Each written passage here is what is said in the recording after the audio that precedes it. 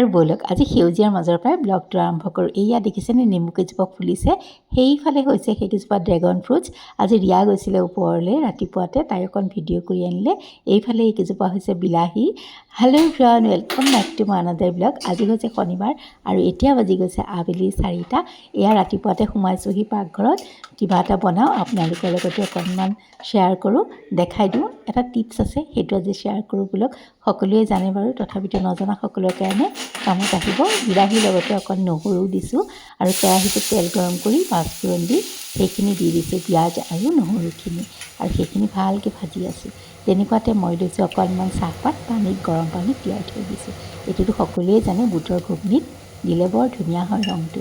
এইফালে লৈছোঁ ঘৰতে বনোৱা অকণমান কেচাপ, বিলাহী টমেটো চচ। তাৰমানে মোৰ কেঁচা বিলাহী নাছিলে যে, সেইকাৰণে এনেকৈয়ে দি দিলোঁ। আকৌ ওপৰত গৈ ছিঙিবলৈ মন নগ'লে, আৰু তাৰপাছতে এয়া চাওক, এইখিনি ভজা হোৱাত দি দিছোঁ মছলাখিনি। একো বিশেষ মছলা নাই, জিৰা ধনিয়া হালধি অকণমান মিট মছলা, আপোনালোকে ইচ্ছা অনুযায়ী মছলা দিলেই হ'ল দেই। আৰু তাৰপাছতে দি দিছোঁ কাবুলী বুটখিনি। তাতে মই আলু আৰু অকণমান গাজৰো দি থৈছিলোঁ। আলু নাখালে নিদিলেও কথা নাই। আৰু এতিয়া মই দি দিলোঁ চাহপাতৰ পানীখিনি।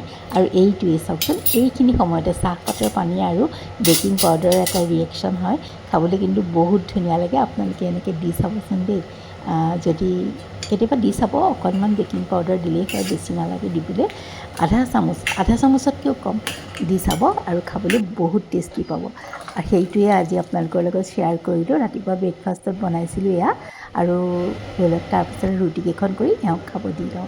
আমাৰ ৰুটি কৰি মানে কেইবেখনো হৈ যাব যে, ৰিক্ৰিয়া মই আছোঁ, গতিকে বোলো এওঁক প্ৰথমতে খুৱাই লওঁ, নহ'লে আকৌ উৎপাত লাগি যাবগৈ, ভোক লাগি যায়গৈ। আৰু আচলতে সেই সময়ত ভোকটো মানে সদায় একেটা সময়তে খাই থাকে যে।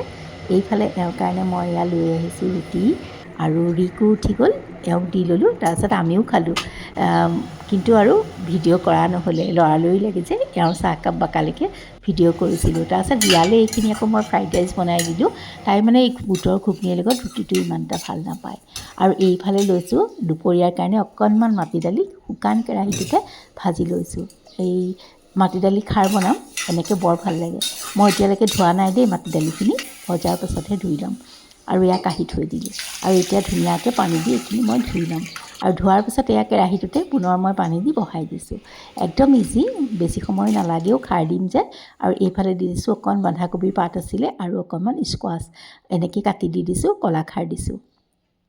তাৰপিছত নিমখ অকণমান দি দিছোঁ, দি পেলাই মই থৈ দিছোঁ বহুত সময়। কম জুইতে বনাই আছোঁ, আৰু ইয়াত চাওকচোন হৈয়ে গ'ল। এতিয়া এটা শুকান জলকীয়া ফোৰণ দি পেলাই এনেকৈ দি দিছোঁ, পাঁচফোৰণ অকণমানো দিছোঁ, দি পেলাই এনেকৈ অকণমান তেল মাৰি দিছোঁ। নিদিলেও কথা নাই দেই তেনেকৈ খাৰত, কিন্তু মোৰ ভাল লাগে, সেইকাৰণে শুকান জলকীয়াৰ গোন্ধ এটাও থাকে যে। আৰু এনেকৈ দি ল'লোঁ অকণমান কেঁচা তেল হোৱাৰ পিছত। আৰু একেবাৰে শেষত মই অকণমান আদা কাটি সৰু সৰুকৈ কাটি দি থৈছোঁ। এনেকৈ দি চাবচোন, বহুত ভাল লাগে এই খাৰখনত। আৰু আদা অৱশ্যে মোৰ পিছত আনিছিলে, মই সেইকাৰণে পিছতেই দি দিলোঁ।